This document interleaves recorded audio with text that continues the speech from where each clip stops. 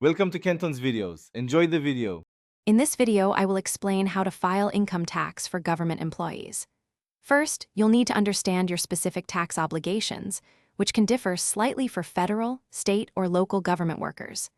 Next, gather all your essential documents, including your W-2 form, any interest statements, and records of deductions. Finally, select the appropriate filing status, such as single, married filing jointly, or head of household, to ensure accurate reporting. Now, let's dive into the essential forms and potential deductions.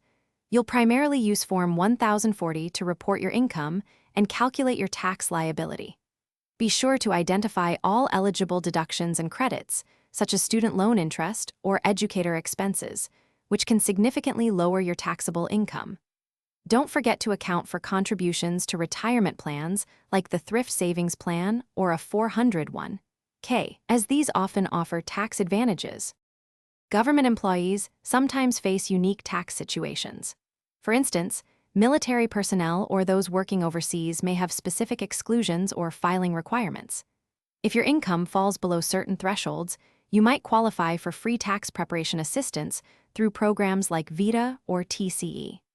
Always refer to official government websites, such as the IRS, for the most accurate and up-to-date guidance and all necessary forms.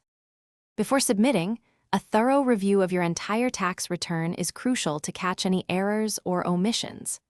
Once you are confident in its accuracy, you can choose to file electronically for faster processing and refunds, or mail a paper return. Remember to keep copies of all your submitted forms and supporting documents for at least 3 years, which is a standard recommendation for tax records. Thanks for watching. Consider subscribing if we helped you.